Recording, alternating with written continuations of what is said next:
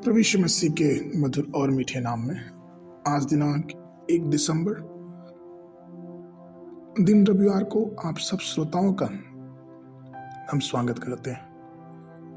आज के दिन के लिए जो वचन है वो लिया गया है यशायाह नबी की पुस्तक उसका 30 अध्याय 18 पद। तो अभी यहोवा इसलिए विलंब करता है कि तुम पर अनुग्रह करे और इसलिए ऊंचा उठाए कि तुम पर दया करे, क्योंकि यहोवा न्यायी परमेश्वर है। क्या ही धन्य वे हैं जो उस पर आशा लगाते रहते हैं। प्रियो, कुछ लोग अपनी प्रार्थनाओं में बहुत संक्षिप्त होते हैं। वे प्रभु से बस ये कहते हैं कि प्रभु मेरी छोटी सी प्रार्थना ये है कि मुझे भरपूर आशीष दीजिए। वो कहते हैं प्रभु से कि प्रभु मेरा काम जल्दी हो जाए, और इस प्रकार से अपनी प्रार्थना को बंद कर देते हैं। कहने का तात्पर्य यह है कि बहुत से आज लोग ऐसे हैं जो परमेश्वर में विलंब या फिर यूं कहें कि विश्राम करना नहीं जानते। भजन संहिता 40 की 1 में दाऊद कहते हैं कि मैं धीरज से प्रभु की बाट जोहता रहा और उसने मेरी झुक कर मेरी दुहाई को सुनी। अर्थात जब हम परमेश्वर की बाट जोहते हैं, जब हम परमेश्वर को बहुत करीब से उसकी बातों का, उसकी प्रतिज्ञाओं का, उसके चमत्कारों का इंतजार करते हैं, तो परमेश्वर अपना अनुग्रह और अपनी आशीष हमारे जीवन में दर्शाता है।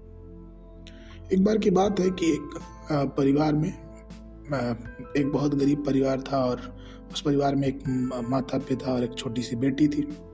अचानक माँ की तबीयत खराब हुई और उसकी माता का देहांत हो गया। अब पिता और बेटी रहती थी।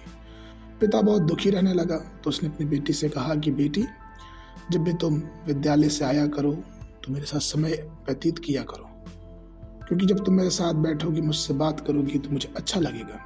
ये कई महीनों तक ऐसा चलता रहा। लेकिन एक बार ऐसा हुआ कि उसकी बेटी आई घर और अपने कमरे में चली गई। फिर सुबह उठी, स्कूल चली गई, फिर वो आई, फिर अपने कमरे में चली गई। और ये जो प्रतिक्रिया है ये कम से कम 15-20 दिनों तक चलती रही।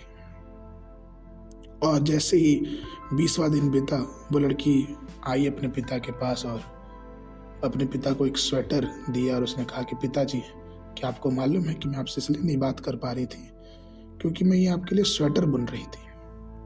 पिता बहुत रोए और उसने बेटी से कहा कि बेटी, मुझे जहां तक लगता है कि मुझे इस स्वेटर से ज्यादा तुम्हारी जरूरत है। उसने स्वेटर के लिए धन्यवाद दिया, लेकिन जो उसकी बहुत जरूरत थी वो ये थे कि उस तक की घड़ी में उसकी बेटी उसके पास रहे, उसके साथ समय बिताए। प्रियो, कहीं ना कहीं ऐसा ही हमारा और आपका जीवन हो चुका है। हम संसार में और संसार की बातों में इतने विलिप्त हो चुके हैं कि हम परमेश्वर की बातों को, या फिर यूं कहें कि परमेश्वर से बात करके उसकी बातों सुनने का इंतजार नहीं करते। इसलिए चाहिए कि जब परमेश्वर हमारा इंतजार कर रहा है तो हम भी उससे बात करें, हिम्मत रखें, ताकत, आत्मा की सामर्थ्य से भरें और दुनिया की सारी चीजों को एक किनारे करके हम प्रभु के चरणों में बैठना सीखें और प्रभु से सुनना और प्रभु के चेहरे को देखना हमारे जीवन का मूलभूत होना चाहिए। आज के मनन के लिए भजन संहिता उसका 52-9 पद। मैं तेरा धन्यवाद सर्वदा करता रहूंगा, क्योंकि तू ही ने यह काम किया है। मैं तेरे ही नाम की बाट जोहता रहूंगा, क्योंकि यह तेरा पवित्र भक्तों के सामने उत्तम है। बाइबल अध्ययन के लिए सुबह के समय यहेजकेल की पुस्तक उसका 40 और 41 अध्याय, शाम के समय 2 पत्रस उसका 3 अध्याय। परमेश्वर आप सबको आशीष देवे।